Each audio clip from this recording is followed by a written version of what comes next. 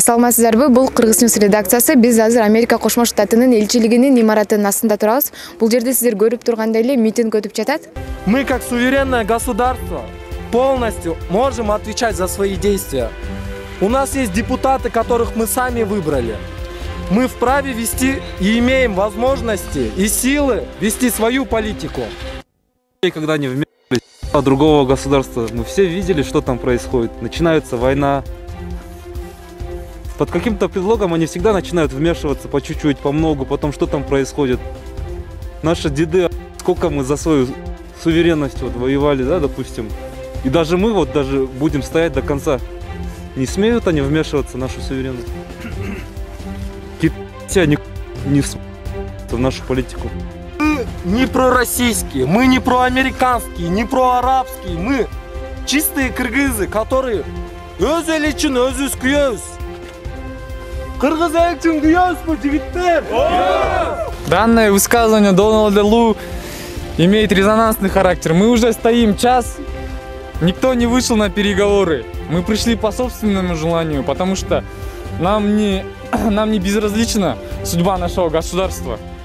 Мы, государство Кыргызстана, с 91 года уже имеем свой суверенитет. Суверенитет означает, что Кыргызстан на территории своей республики может так, как само желает вести свою политику. Нам конкретное высказывание Дональда Лу и косвенное вмешательство в нашу политику очень огорчает меня как гражданина Кыргызстана. Weekend, and we want to get Donald Lu to resign. Мы собрались здесь для мирного пикета и хотим добиться отставки Дональда Лу. Отставку Дональда Лу! Отставку Дональда Лу! Отставку Дональда Лу! Отставку Дональда Лу!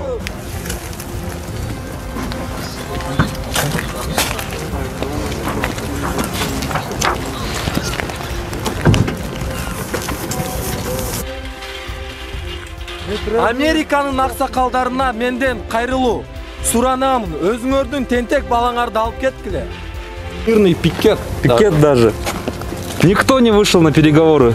Им нет просто дела сейчас до нас. Конкретно наши требования. Мы требуем отозвать посла Дональда Лу. Мы требуем этого. Да.